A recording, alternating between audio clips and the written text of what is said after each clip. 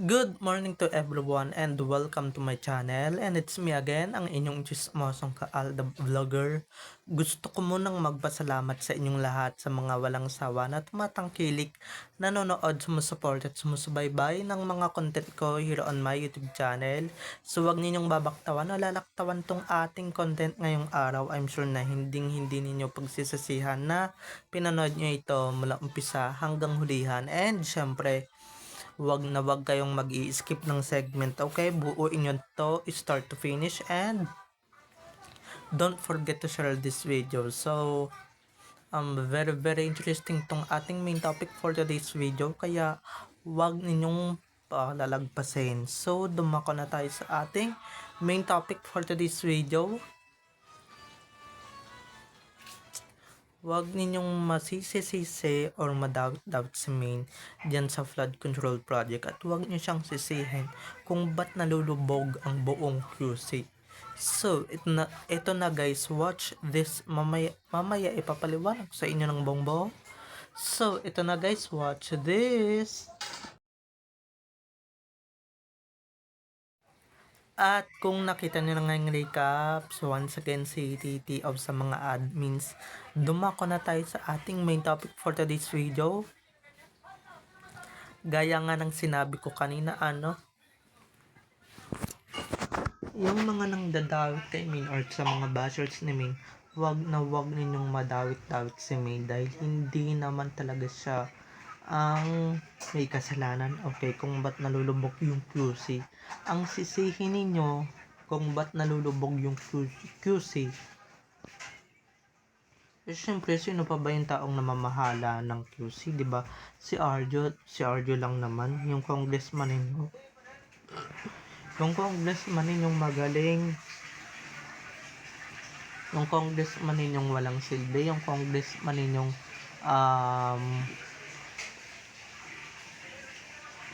yung congressman ninyong salot sa lipunan, yan yung sisihin ninyo kung ba't lumulubog yung QC. Pero si Maine, ay, oo nga pala, si Cloney pala yun. Pero pinapalbas ninyong si Maine. Pero si Maine, si Cloney na wala naman kasalanan, o yung pangalan ni Maine na wala naman talagang kasalanan, talagang nadadamay ng bonggang-bongga, diba?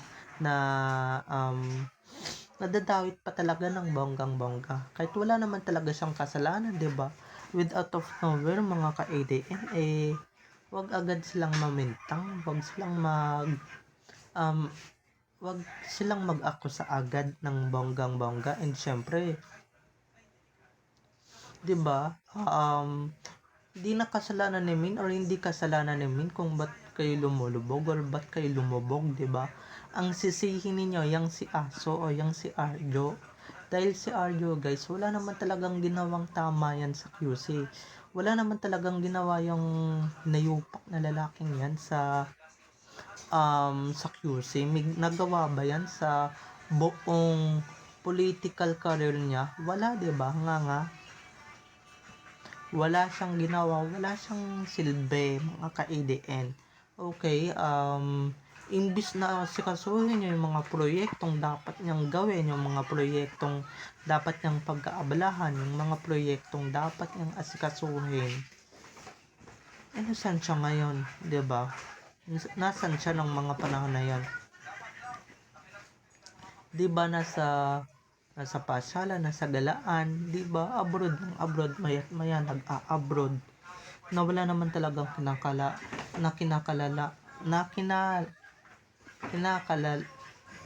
wala talagang kinalalaman sa yon. Nabigkas ko rin ng tama. Wala din naman kinalalaman sa political career niya, 'di ba? Walwal na ng walwal. Ewan ko ba dito. And syempre, 'di ba? Kailan ba nag-asikaso ng mga constituents yan? Tsaka lang nag-asikaso kung kailan may camera at kung kailan pumutok ang flood control project. At syempre, dinadawit yung pangalan ni Arjo, 'di ba? Apakagaling. Doon nyo lang siya maaasahan pagka may camera. Syempre, may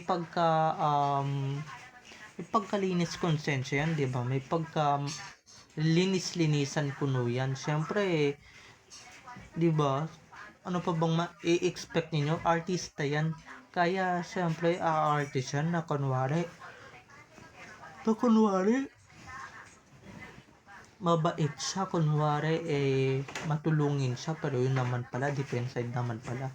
Pag wala naman palang camera, di siya nagpapa-feeding program, di siya nagpapamigay ng ayuda, di ba? So, ganun ba yung gusto ninyong mamahala sa Quezon City? Di ba? Anong klaseng pamamahala yan, Arjo? Di ba? Anong klase yan? Di ba? Wala kang silbi sa QC. Kaya kung ako sa inyo, di ba? Sure ba kayo na yan ba talaga yung binoto ninyo? Yan ba yung pinag-aksaya ninyo ng pera ninyo? Yan ba yung taon na sinayang ninyo yung pera ninyo? Hindi naman kayo naaasikaso ng tama, 'di ba? Tapos sinisisi ninyo kay Main kung ba't, or sinisisi ninyo sa pangalan ni Main yung pagkalubog ng Quezon City. Aba, 'di ba? Teka lang, 'di ba? 'Di ba? Gaya niyan, wala naman ginagawang masama yung tao si Main, wala naman talagang ginagawang masama. Pero eto kayo, 'di ba? Ang bilis ninyong manghusga, ang bilis ninyong mamintang, ang bilis ninyong akusahan sila keso ganito, ganyan. Ganyan, ganito na para bang siya yung namamahala sa buong Quezon City, 'di ba? Siya yung namamahala, siya yung congresswoman diyan, 'di ba? Dapat yung sisihin ninyo yung nagpabaya sa inyo, yung hindi ginawa yung mga responsibilidad niya, 'di ba? Sino ba yung taong hindi gumagawa ng responsibilidad niya, 'di ba? Si Main ba? Kayo ba, tanungin ko kayo, sino ba yung hindi gumagawa ng kanyang responsibilidad or kanyang responsibility diyan sa Quezon City? Sino? Walang iba kundi si Arjo. Kaya walang pwedeng ibang sisihin dyan kundi si Arjo lang naman, okay? Si Arjo na talagang nagpabaya, talagang walang kwentang mamamayan, and syempre walang kwentang politiko or politician. Diba, kung ako sa inyo, mali yata kayo ng binibintangan, or mali ata kayo ng nakasahan, diba? Dahil yung inaakusahan ninyo, yun ang walang ginagawang masama dyan sa QC, diba? Hindi kagaya nung, diba? Ba't si Min yung inaakusahan ninyo, tapos si RJ hindi? Ano yan, linis-linisan sa mata ninyo, diba? Kailan ba kayo magigising sa katotohanan na talagang magnanakaw yung ina-idolize ninyo or yung sinasamba ninyo? Kailan ba kayo magigising sa mga ganyan ninyong sa ganyan ninyong ano bang tawag dito, kabalyowan, na wala talagang ginagawang masama si Arjo, or wala talagang ginawang masama si Arjo sa paningin ninyo, kahit meron naman talaga, 'di ba?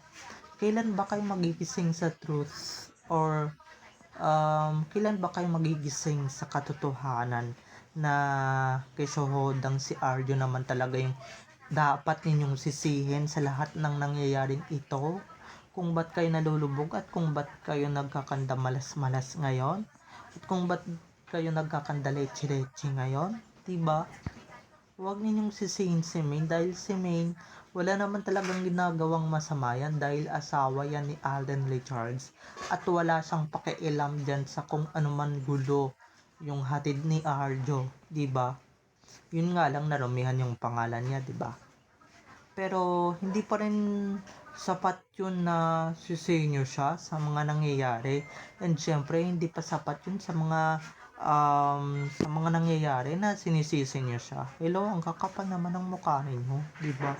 Para sisihin siya, para pagbintangan siya na keso, di ba? Hindi porket nadidikit yung pangalan ni Main dyan kay Arjo dyan sa issue na yan, dapat nyo siya ang pagbintangan. ang dapat ninyong pagbintangan is yung nagpabaya sa inyo, 'di ba? Si Arjo ang nagpabaya sa inyo, hindi si Main, okay? Kaya kung ako sa inyo, huwag kayong magsalita ng tapos or huwag kayong magkukuda ng akala niyo naman na alam niyo naman na katotohanan, 'di ba? Kasi yung iba diyan hindi hindi alam yung salitang fact checking. Yung fact checking guys, para maging aware kayo without of your knower at without your brain cells, hindi nyo naman talaga ginagamit, 'di ba? Dapat ganito kayo, 'di ba? Dapat um, kung mamimintang kayo, dapat may proof kayo, 'di ba? Hindi yung hindi yung kaya madalas kami mamintang din kay Arjo kasi nga may proof kami, 'di ba? Hindi gaya ninyo na kasakodang dinadawit ninyo yung pangalan ni Ming sa wala naman siya talagang ginagawa, 'di ba? Wala naman talaga siyang ginagawa. Pero ito kayo namimintang, 'di ba? Nakisakodang, 'di ba? Kay asawa yan ni Arjo kasi nga ganito ganyan, asawa yan ang magnanakaw, 'di ba? Sa kanya natin isisi kung ba't tayo nagkakanda malas-malas at kung ba't nagkakaroon ng problema yung Quezon City, 'di ba? Pero talagang dapat sa asawa niya yung sisi ninyo or dapat talaga din kay Arjo yung sisi, 'di ba? Kasi nga si Clowny yung binabanggit kong asawa niya, baka na mamaya bash na naman tayo ng bonggang-bongga dito. Pero eto na nga, mga ka-Aldab Nation, 'di ba? Nakisukod ang 'di ba? Wala naman talaga silang proof, wala naman talaga silang katibayan na keso ganito, ganyan, 'di ba?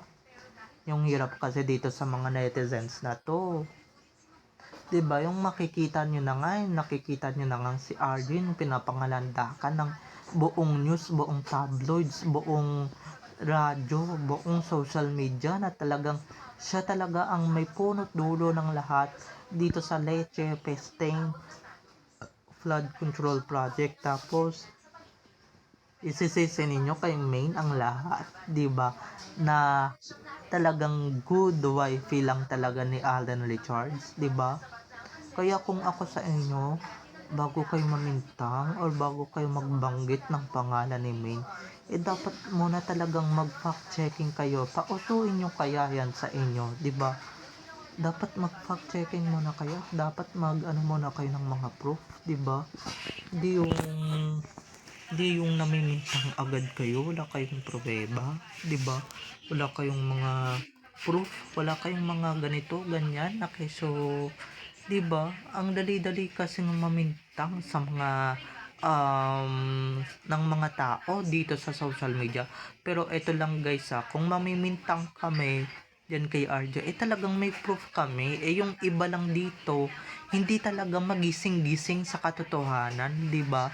Hindi magising-gising at hindi nila matanggap yung katotohanan. Kaya ayan, nagkakanda bulag-bulag na sila, nagkakanda labo-labo na yung mata nila dyan sa katotohanan na talagang sinasabi natin. Okay? Ewan ka ba sa inyo? Baka siguro hindi lang talaga sila Pilipino, kaya hindi nila matanggap na ninanakawan na sila ng kanilang puo na si Arjo. Okay? So, bye-bye na mga ka-ADN. I love you all. Have a nice day. Keep safe. And God bless everyone. Bye-bye. I love you all. Enjoy watching everyone. Bye-bye.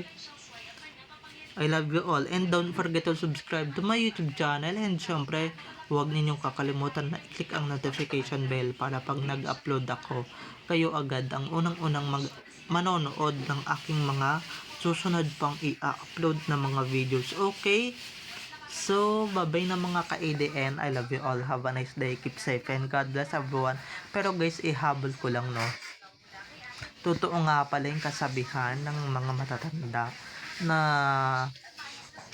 yung walang ginagawang masama, siya pa yung pinagbibintangan habang yung gumagawa ng masama yung mga paningin ng tao or yung sa paningin ng mga tao, siya yung malinis, siya yung mabait, siya yung malinis ang konsensya, 'di ba? So, 'di ba, napapasama si Maine dahil diyan kay Arjo. Yung asawa ni Alden napapasama din kay Arjo, 'di ba? Buhat nung nadikit diyan kay Arjo, yan si Maine, yung pangalan ni Maine, talagang nagkakanda malas-malas na, nagkakanda peste-peste na yung pangalan ni Maine dahil diyan sa hinayupak na baklang yan. Okay? So, bye-bye na. I love you all. Enjoy watching everyone. Bye-bye. See you on my next videos. Bye-bye.